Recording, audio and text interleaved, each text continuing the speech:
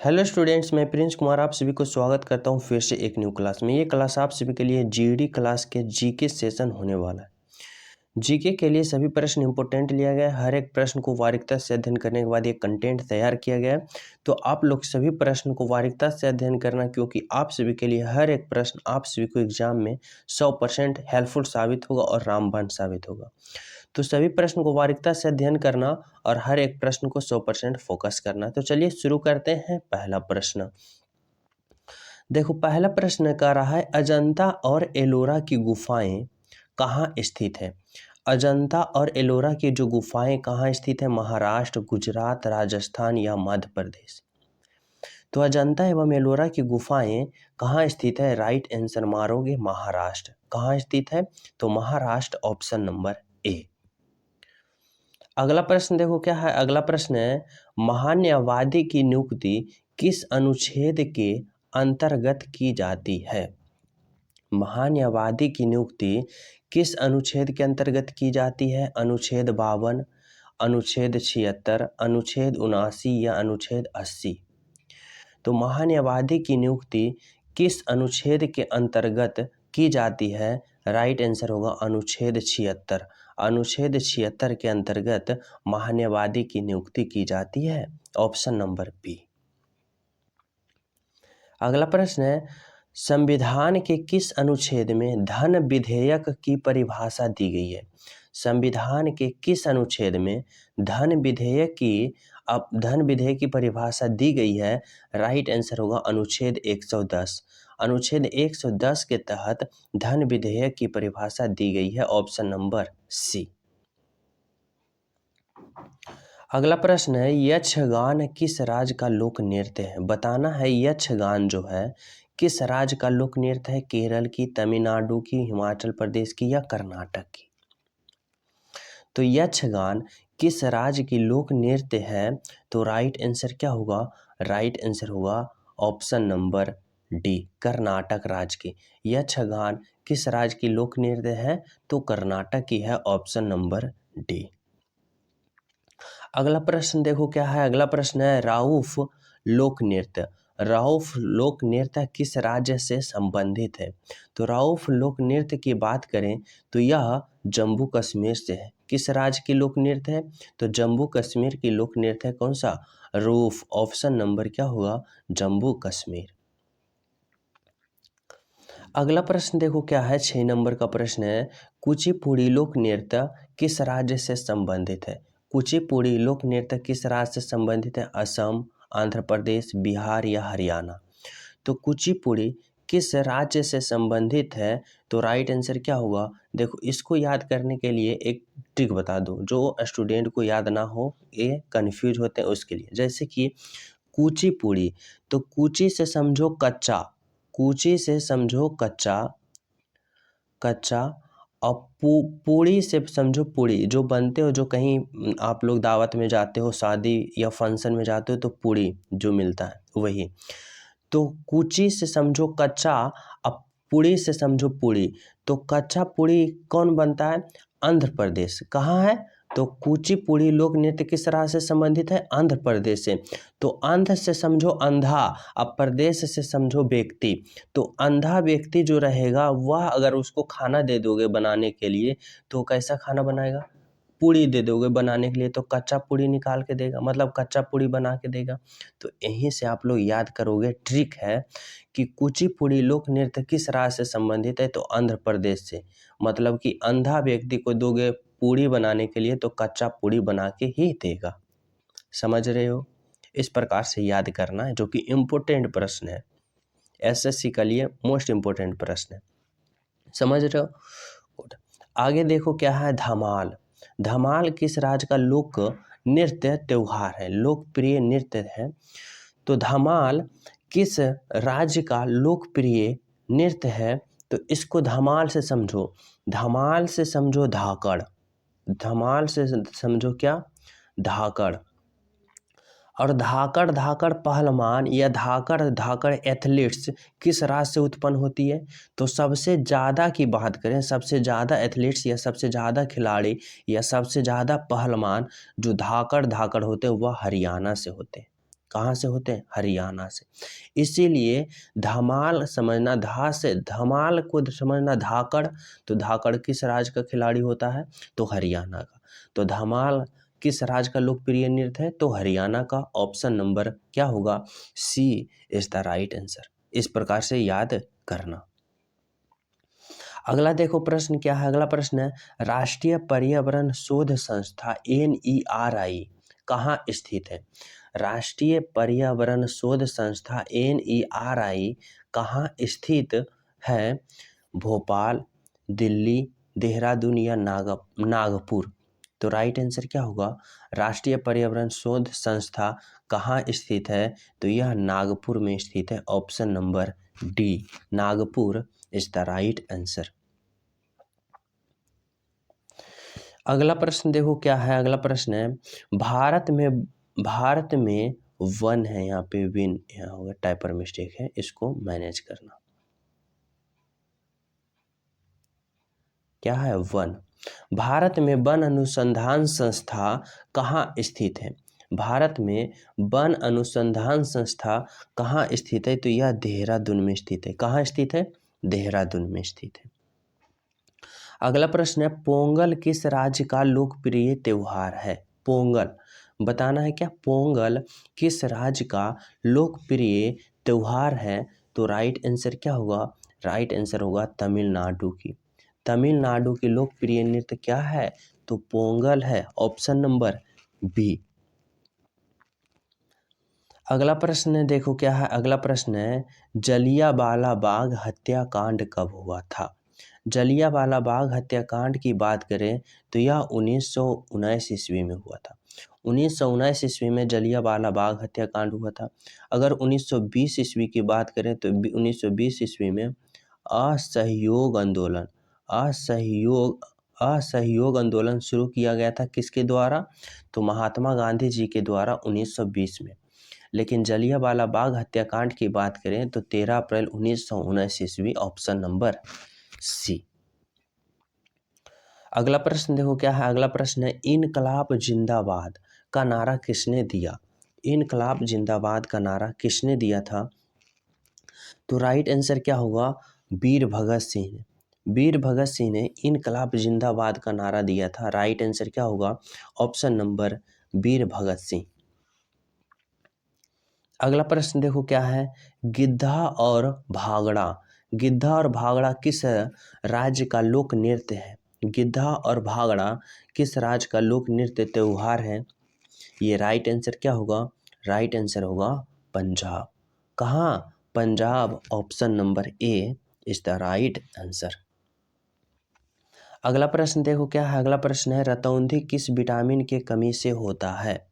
रतौंधी जो होता है यह किस विटामिन की कमी से होता है? Vitamin B, vitamin A, vitamin C या विटामिन के? तो रतौंधी की बात करें तो रतौंधी किस विटामिन के कमी से होता है? तो यह विटामिन ए की कमी से होता है। किस क्या? विटामिन ए की कमी से होता है।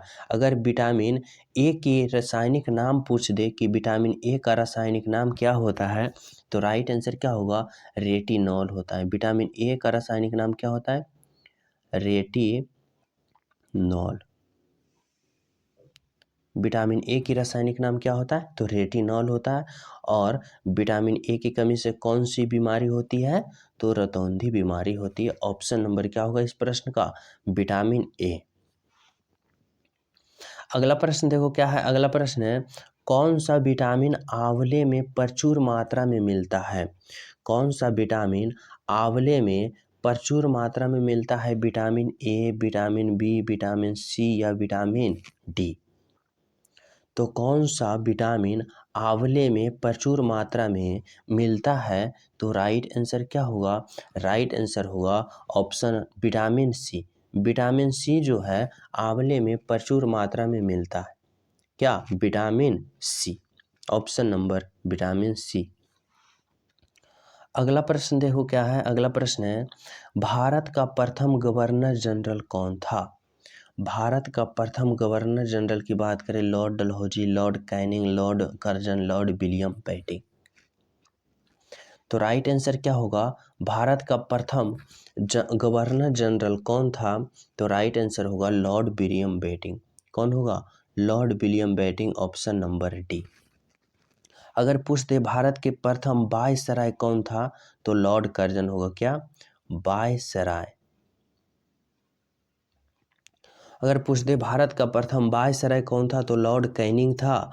और अगर पूछ दे भारत के प्रथम गवर्नर जनरल कौन था, तो लॉर्ड विलियम बेंटिंक था, ऑप्शन नंबर डी।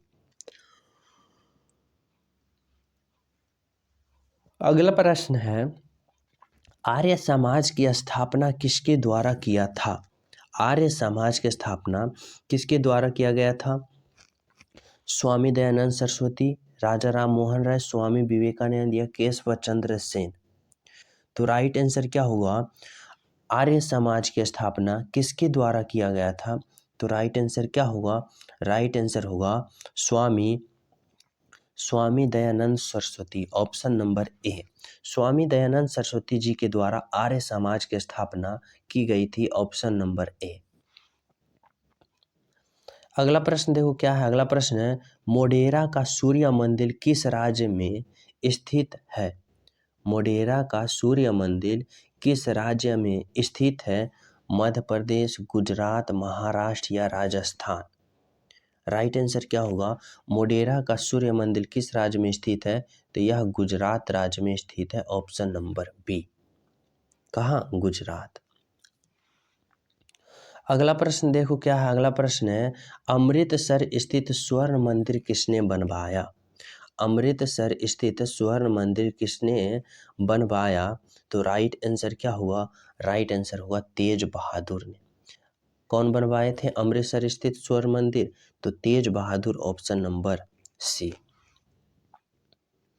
अगला प्रश्न देखो क्या है, अगला प्रश्न है, निम्नलिखित में से किस मंदिर का निर्माण चंदेल शासकों ने करवाया था। निम्नलिखित में से किस मंदिर का निर्माण चंदेल शासकों ने करवाया था, स्वर्ण मंदिर, मोढेरा मंदिर, तिरुपति मंदिर या खजुराहो की मंदिर। तो चंदेल शासकों की बात हो रहा है, तो राइट आंसर होगा खजुराहो की मंदिर, ऑप्शन नंबर डी, जो कि मध्य प्रदेश में है। जो कि कौन बनवाया था, चंदेल शासकों ने बनाया था खजुराहो की मंदिर, ऑप्शन नंबर डी। अगला प्रश्न देखो क्या है, अगला प्रश्न है, मानव शरीर की सबसे बड़ी ग्रंथि कौन है। मानव शरीर की सबसे बड़ी ग्रंथि कौन सी है, यकृत, फेफड़ा, हृदय या आंत। राइट आंसर होगा मानव शरीर की सबसे बड़ी ग्रंथि होगा यकृत, ऑप्शन नंबर ए। यकृत इज द राइट आंसर। अगला प्रश्न है, रक्त को शुद्धि कौन करता है। रक्त को शुद्ध कौन करता है, यकृत, वृक्क, हृदय या फिर फेफड़ा। तो रक्त को शुद्ध कौन करता है, तो यह वृक्क करता है, जिसे हम किडनी कहते हैं, जिसे हम गुर्दा कहते हैं। रक्त को शुद्ध कौन करता है, तो वृक्क। अगला प्रश्न है, भारत का कौन सा शहर पिंक सिटी के नाम से जाना जाता है। भारत का कौन सा शहर पिंक सिटी के नाम से जाना जाता है, या तो जयपुर जाना जाता है। पिंक सिटी के नाम से कौन सा शहर जाना जाता है, तो जयपुर, ऑप्शन नंबर सी। अगला प्रश्न है, संविधान सभा का प्रथम अधिवेशन कहाँ हुआ था। लाहौर, मुंबई, कोलकाता या दिल्ली।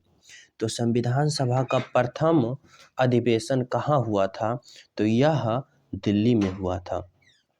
कहाँ हुआ था, दिल्ली में प्रथम अधिवेशन हुआ था, ऑप्शन नंबर डी। अगला प्रश्न देखो क्या है, अगला प्रश्न है, पीर पंजाल पर्वत श्रेणी कहाँ पाया जाता है।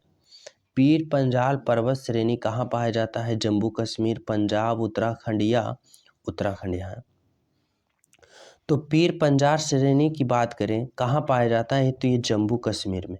कहाँ पाया जाता है, जम्मू कश्मीर, ऑप्शन नंबर ए।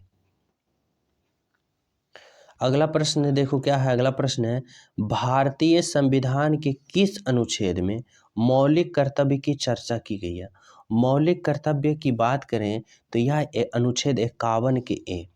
अनुच्छेद 51 के ए में मौलिक कर्तव्य की अवधारणा है, क्या, अवधारणा है किसमें, अनुच्छेद 51A में क्या है, मौलिक कर्तव्य।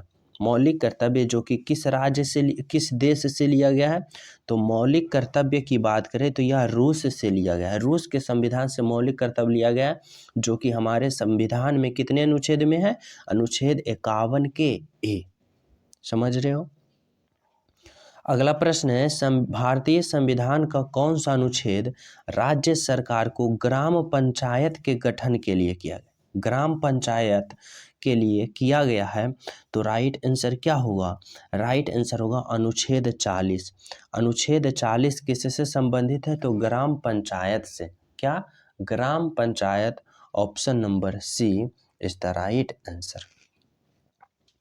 अगला प्रश्न देखो क्या है, अगला प्रश्न है, भारतीय संविधान के अंतर्गत कल्याणकारी राज्य, कल्याणकारी राज्य की अवधारणा किस अनुच्छेद में वर्णित है, तो यह अनुच्छेद किस में वर्णित है, अनुच्छेद 39 में। अनुच्छेद 39 में क्या वर्णित है, कल्याणकारी राज्य की अवधारणा। Option number D.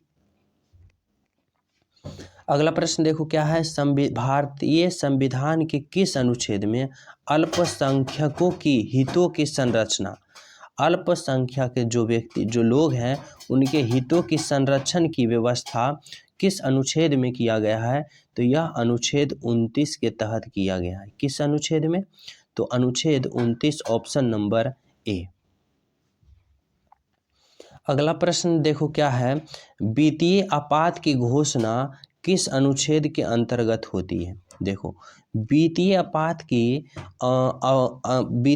की घोषणा किस अनुच्छेद के अंतर्गत होती है, तो यह अनुच्छेद 360 के अंतर्गत होती है। क्या, 360 के अंतर्गत। ये देखो इम्पोर्टेंट है इसलिए क्योंकि ये जो अनुच्छेद 360 है, अभी तक संविधान का ये अनुच्छेद 360 भारत में कभी भी इसका उपयोग नहीं किया गया और लागू नहीं किया गया, क्योंकि 360 जो है वित्तीय आपात से संबंधित है और भारत में कभी भी ऐसा सिचुएशन नहीं आया है कि वित्तीय आपात लगाया जाए। समझ रहे हो। तो इसीलिए यहाँ इम्पोर्टेंट है, क्योंकि अगर यहाँ से एक प्रश्न बनेगा कि वह कौन सा भारतीय संविधान का अनुच्छेद है जिसका उपयोग अभी तक भारत में नहीं हुआ है, तो अनुच्छेद 360, या फिर ऐसे भी पूछ सकता है अनुच्छेद 360 किससे संबंधित है, तो वित्तीय आपात से संबंधित है। समझ रहे हो। वित्तीय आपात की घोषणा किस अनुच्छेद के तहत होता है, तो अनुच्छेद 360 के तहत होता है। समझ रहे हो। गुड। तो आज आप सभी के लिए टॉप 30 प्रश्न ये रहा। जो न्यू हो, चैनल पे पहली बार हो, चैनल सब्सक्राइब कर लो, क्योंकि आप सभी के पास ऐसा इंपॉर्टेंट प्रश्न पहुंचना अति आवश्यक हो जाएगा जो आप सभी के एग्जाम में 100% हेल्पफुल साबित करेगा। तो चैनल सब्सक्राइब कर ले, बेल आइकन दबा दे, सभी स्टूडेंट वीडियो को लाइक जरूर करें।